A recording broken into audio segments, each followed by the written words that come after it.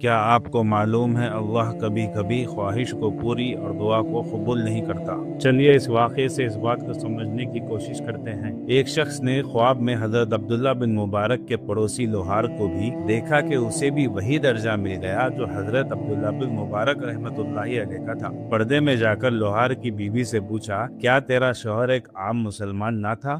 اس نے جواب دیا کہ تھا تو ایک عام مسلمان، مگر دو خاص عمل کرتا تھا۔ ایک خاص عمل یہ تھا کہ لوہے کو کوبتے ہوئے اگر ہتھوڑا اوپر اٹھا ہوتا تھا اور اذان کی آواز سنتا تھا تو وہی ہتھوڑا نیچے پھینک دیتا اور نماز کے لیے اتنی سی بھی دیر گوارا نہ کرتا کہ لوہے کو ایک اٹھی ہوئی چوٹی ہی لگا دے۔ دوسرا عمل یہ کہ رات کو بچوں کے ساتھ چھت پر سوتے اور آہ بھرتے تھے کہ اگر میں تھکا نہ ہوتا تو میں بھی عبداللہ بن مبارک رحمۃ اللہ علیہ کی طرح عبادت کرتا۔ یہ حسرت انہیں جنت میں حضرت عبداللہ بن مبارک رحمۃ اللہ علیہ کے مقام تک پہنچا گئی۔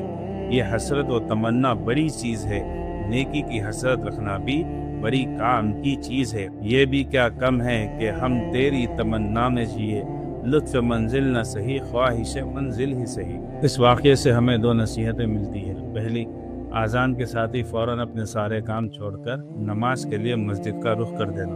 یہ طریقہ آپ کو نماز میں سستی سے بچاتا ہے، خاص طور پر ان کے لیے جو نماز تو ادا کرتے ہیں پر رکعتیں یا جماعت سستی کی وجہ سے چھوٹ جاتی ہے یا جن کی نماز قضا ہو جاتی ہے۔ نیک اعمال کرنے کی طاقت، ہمت نہ ہو یا نیت و ارادے کے باوجود توفیق نہ ہو تو بھی خواہش ہو کہ میں بھی ایسے اعمال کروں جیسے دوسروں کو اللہ نے توفیق دی ہے۔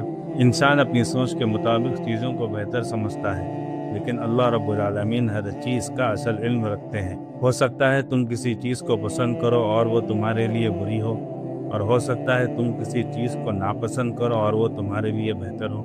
اللہ جانتا ہے اور تم نہیں جانتے۔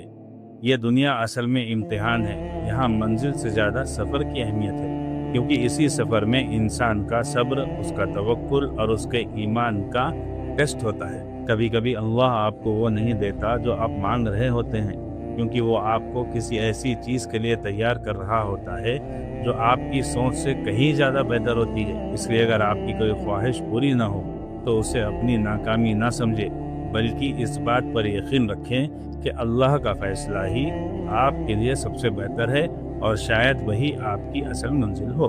اگر اس ویڈیو سے آپ نے کچھ سیکھا ہے تو لائک کیجیے اور چینل کو سبسکرائب کر دیجیے تاکہ ہمارے ویڈیوز آپ تک پہنچتے رہیں، اور کامنٹ سیکشن میں آپ کی دعائیں، احساسات اور سجیشنز کا منتظر رہوں گا۔